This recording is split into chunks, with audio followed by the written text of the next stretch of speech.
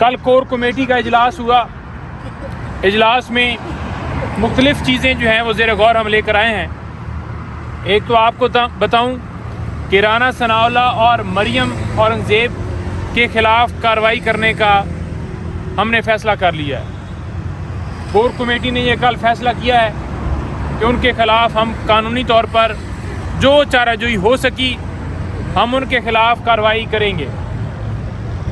Number 2، Rana ثناء اللہ کو جو T C S کے ذریعے اپلیکیشنز جو اس کے خلاف تھانہ قصار اور اس کے متعلقہ ایس پی کے پاس بھجوائی تھی، اس کے اوپر بھی ریسیونگ کا میسج آ گیا ہے.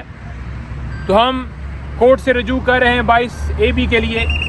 وہاں پر ہم درخواست دیں گے کہ اس کے خلاف مقدمہ جو ہے وہ درج کیا جائے.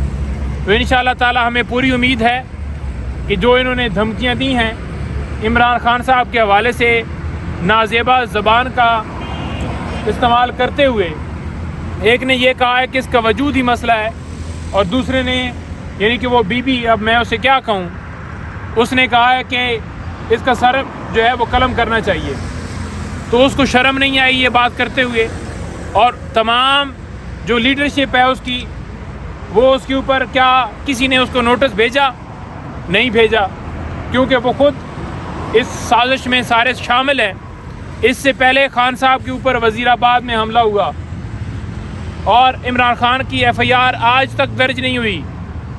آج آپ پھر دیکھ لیں کہ یہ خان صاحب کو دھمکیاں دے رہے ہیں جان سے مارنے کی، اور ان کے اوپر FIR درج کرنے کے لیے ہم نے درخواستیں دی ہیں، وہ درخواستیں قبول نہیں کی جا رہی، FIR درج نہیں کی جا رہی. اب ہم کورٹ سے رجوع کر رہے ہیں، اور جہاں جہاں پر ہو سکا وہاں پر انشاءاللہ تعالی ان کے خلاف کارروائی کریں گے. نمبر 2، آپ کو بتاتا چاہوں کہ کل کور کمیٹی میں ایک اور اہم جو ہم نے فیصلہ کیا ہے وہ یہ ہے کہ جتنے پارلیمنٹیرینز ہیں، MNAs MPAs یا سینیٹرز یا جو ہمارے ہارے ہوئے جتنے لوگ ہیں، تمام جو ہے وہ ایک لائحہ عمل تیار ہو رہا ہے. اڈیالہ جیل کے باہر ہم جائیں گے، بھرپور طریقے سے اپنا پرامن احتجاج ریکارڈ کریں گے. انشاءاللہ اسلام آباد کے اندر جلسے کے حوالے سے بھی کل مشاورت ہوئی ہے، تو جو ہی کورٹ سے اجازت ملے گی تو انشاءاللہ اسلام آباد میں جلسہ ہوگا. نمبر 2، کراچی میں جلسہ جو ہے اس کا انعقاد جو ہے حلیمہ رشید صاحب پوری اپنی تنظیم کے ساتھ، سارے MNAs MPAs کے ساتھ مل کر وہ سارے وہاں پر کر رہے ہیں. اور اس کے بعد کوئٹہ کے اندر جلسہ جو ہے وہ وہاں پر انعقاد ہوگا.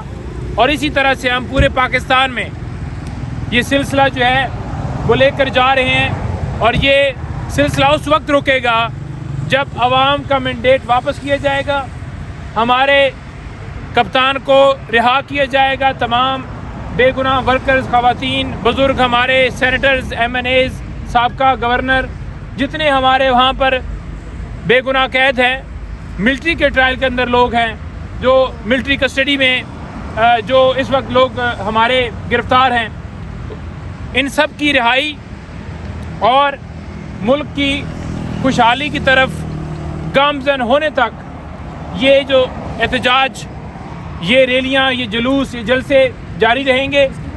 اور آخر میں یہ کہوں گا کہ یہ ان کی بھول ہے، جن لوگوں نے عمران خان صاحب کے اوپر کیسز درج کیے، پوری پارٹی کے اوپر کریک ڈاؤن کیا، ہماری ریزرو سیٹیں کسی اور کو دے دی گئی جو ان کا حق ہی نہیں بنتا تھا. یہ ان کی بھول ہے کہ ان سے مینڈیٹ واپس نہیں لیں گے. ان کی بھول ہے کہ ان سے مخصوص نشستیں جو ہیں جو ہماری چھین کر کسی اور کو دے دی گئی ہیں وہ واپس نہیں لیں گے. اور نمبر 3، ان کی بھول ہے کہ یہ عمران خان کو، ہمارے ورکرز کو جیل میں رکھیں گے. انشاءاللہ تعالی ہر طرح کی ریزسٹنس، مزاحمت اور ہر طرح کا جتنا قانون کے، آئین کے پیرامیٹر کے اندر رہ کے ہو سکا، پاکستان تحریک انصاف ہر طریقے سے وہ کرنے جا رہی ہے. کور کمیٹی نے بڑا سٹرانگلی، بڑا سختی سے ان تمام چیزوں کے اوپر نوٹس لیا ہوا ہے، اور انشاءاللہ تعالیٰ آپ دیکھیں گے کہ کچھ دنوں میں اور رمضان سے خاص طور پر بعد آپ دیکھیں گے کہ یہ سلسلہ جو ہے یہ بدل گیا ہے۔ کوئی ہے سوال؟ یہ بتائیں کہ گزشتہ روز کور کمیٹی کا اجلاس تھا اور وہاں پہ کور کمیٹی کے ممبران کے درمیان تلخ کلامی کی کچھ خبریں سامنے آئیں، کیا صداقت ہے اس میں کہ عبدالمروت کو نیاز اللہ نیازی کے درمیان جو تلخ کلامی ہوئی، کیا وہ حقیقت ہے، اور اگر ہوئی ہے تو اس کی وجہ کیا؟ دیکھیں، پہلی بات تو یہ ہے کہ بات چیت ہو جاتی ہے ایک دوسرے کے ساتھ، وہ جمہوریت کا ایک حسن ہے، اور کسی کو کسی دوسرے کے اوپر ایک حق بھی ہوتا ہے۔ ہم ایز اے ٹیم ہے، ہم ایز اے پارٹی، ہم ایز اے بردرز، ہمارا ایک دوسرے کے ساتھ گلے شکوے ہو سکتے ہیں، کسی کے بیان کے اوپر ہو سکتا ہے، لیکن صرف اور صرف اس وقت میڈیا کی توجہ خان صاحب کے کیسز، عوام کے مینڈیٹ، اور جو ملک کے اندر ظلم و جبر ہو رہا ہے، سویلین کا ملٹری ٹرائل ہو رہا ہے، ان ساری چیزوں سے ہٹا کر صرف اور صرف لڑائی اور جھگڑے کی خبریں پرومیننٹ کرنے کے اوپر لگائی جا رہی ہے۔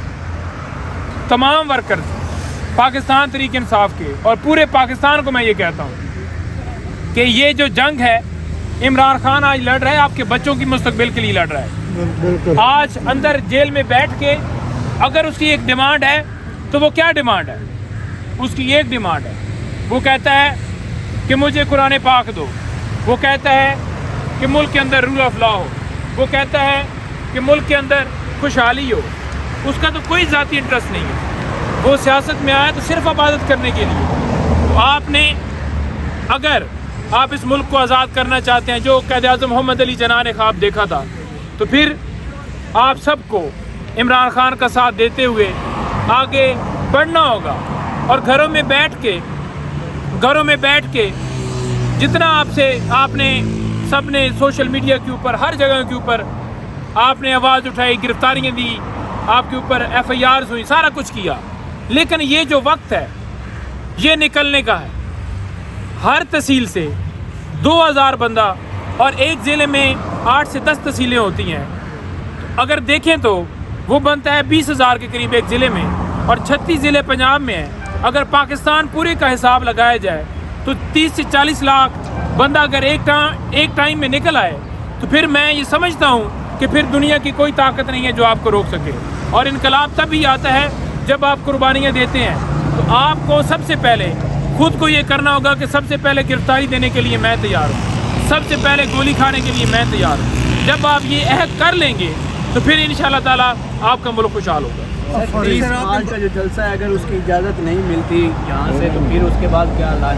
دیکھیں، 30 مارچ کا جلسہ اگر اس کی اجازت نہیں ملتی، عدالت نہیں دیتی، ہمارا قانونی حق ہے عدالت کو دینا چاہیے، تو پھر بھی جلسہ ہوگا۔ آپ نے 8 فروری کو ایک خاموش انقلاب آیا ہے، اس کے بعد دوسرا کون سا انقلاب آنا ہے سر؟